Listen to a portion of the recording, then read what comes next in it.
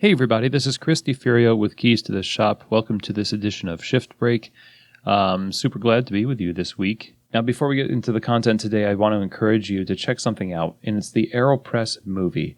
The amazing guys over at European Coffee Trip, Les and Reddick, they put together this documentary. It's only 45 minutes, but it is just packed. And for being about a brewing device, it's riveting. They did a fantastic job in the editing, and they really crafted a narrative from Alan Adler's invention of the AeroPress, and trying to market it and gaining popularity and use to its explosive growth in the specialty coffee community, with the AeroPress Championship being invented by Tim Wendelboe.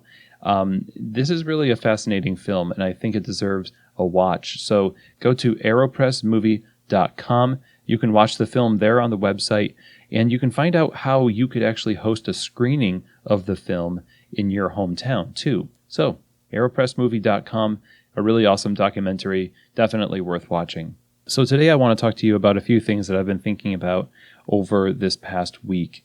Now, I just got back from Coffee Fest in New York.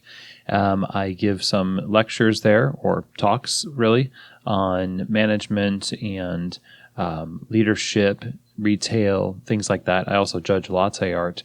I got the pleasure of meeting many of you there that are listeners to the show. I really appreciate you introducing yourselves. It was really great to meet you. The presentations that I give are on being an effective manager, top 10 ways to lose employees. I have a talk called Winning in Retail, where we take lessons learned from Founder Friday episodes and kind of expound upon them and talk about the principles that we can draw from those interviews. And also we talk about standard operating procedures. And I think there's a theme to a lot of what I talk about when it comes to operations in a coffee shop. And a lot of what I share is from a personal experience of 20 years in specialty coffee, also learning from the examples of other people and their stories. But what I think unites a lot of the most useful information is the idea of empathetic systems. So the idea here is that we are creating systems that are familiar with the experience of those who have to work within them. So that's something I tell owners and managers all the time. It's, if you're going to create policies and procedures and expectations, you're going to have to know what it's like to live within the system you create for others to live in. Or else you're never really going to gain rapport or trust, and people aren't going to take you as seriously. And you're not really going to solve problems or feel the urgency to solve problems, even if they're brought up multiple times by baristas.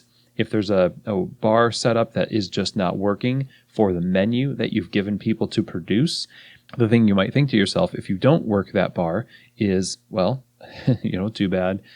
Figure something out, or some version of that doesn't sound as harsh, so that you feel good about sort of pushing it aside and not addressing it head on. But the minute that you yourself work within that system, I've seen it over and over again, you will say, wow, this really sucks. I'm going to fix this. Well, great. The person who has the power to fix it is now frustrated with the thing that we've been frustrated with for months and months. Okay, well, now we're getting somewhere. What changed? Well, you've developed empathy. You can identify with the pain or feel the pain of the people who are working within that system.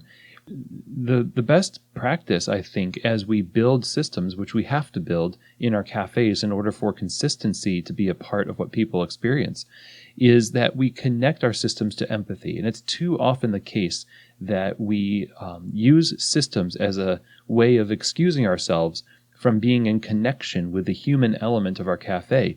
And the baristas historically bear the brunt of this, and that's really one of the causes of high turnover. I hear it over and over again at the end of talks, and it's a great question. Like, how can we deal with this problem employee or this issue that we're having in the cafe? And we get into the conversation a little bit, and I dig deeper and deeper into what's happening.